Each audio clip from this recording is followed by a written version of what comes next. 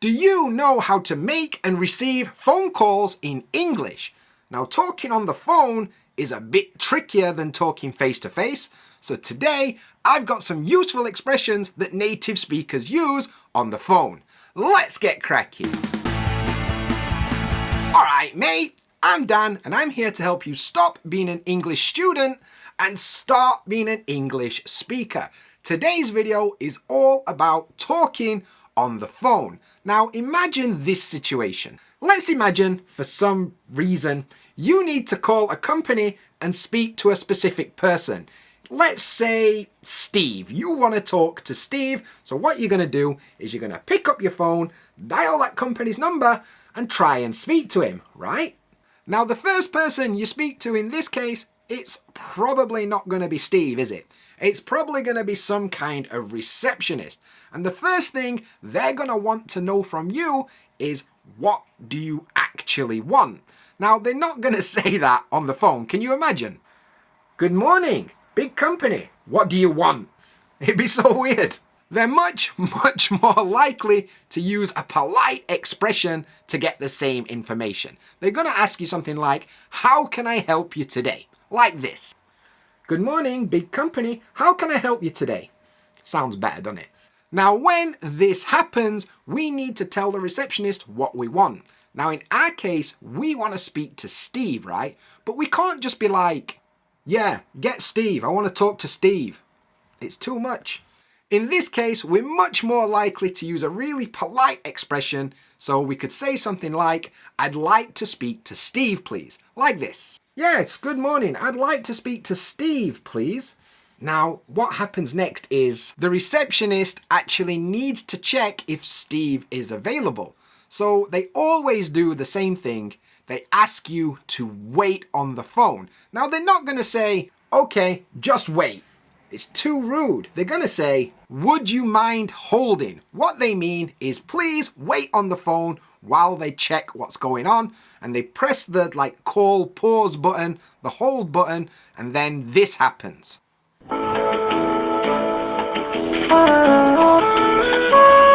Can't stand hold music. It's always absolutely terrible. Anyway, when the receptionist comes back, one of three things is probably going to happen. The first thing is that Steve is available, they're waiting on the line, and the receptionist will say something like, thanks for holding, I'll put you through. I'll put you through just means that they're going to connect you to the person you want to speak to, like this. Hello? Yes, thank you for holding. Steve's on the line, I'll put you through. Okay, thank you. Easy. Just before we get on to the next one, a quick request. If you're enjoying this video, please smash the like button. I'd proper appreciate it. The second outcome is that the receptionist called Steve's phone, but Steve is already on the phone and the line is occupied, it's engaged, it's busy. In that case, the receptionist might say something like this. Hello, thanks for holding. I'm sorry, but Steve's line is busy at the moment. Would you like to try again later? Okay, thank you. Bye. Steve's a busy boy. And the third outcome is that Steve is just not there. She called, no answer. She doesn't know what's going on, but he's obviously very busy. Maybe he's in a meeting. Maybe he's on a business trip. Maybe he's just spending a bit of time in the bathroom. But either way, the result is the same. You're not speaking to Steve right now. What usually happens is the receptionist will come back and say something like this. Hello, thank you for holding. I'm sorry, Steve's not available at the moment. Pause. Now, if this happens, the receptionist is probably going to ask you if you want to leave a message. Basically, you tell the receptionist something and the receptionist tells Steve that thing. Now, the most common message that we leave is to ask someone to call us back. So we could say something like this. Okay, yeah, could you please ask him to give me a call back? Okay, thanks, bye.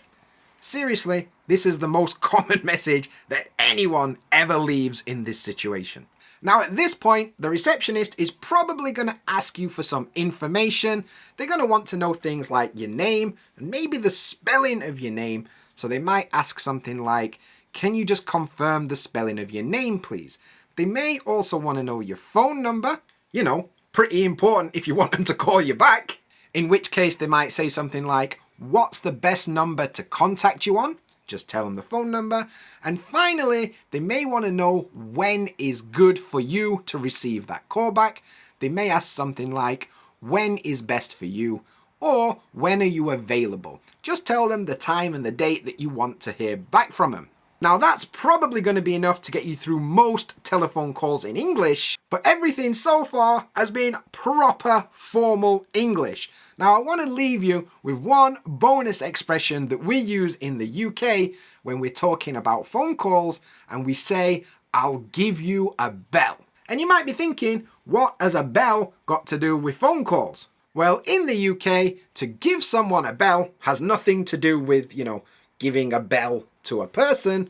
It just means to call someone. I'll give you a bell. I'll call you later. We can also use it as a request. Give me a bell when you've got some time.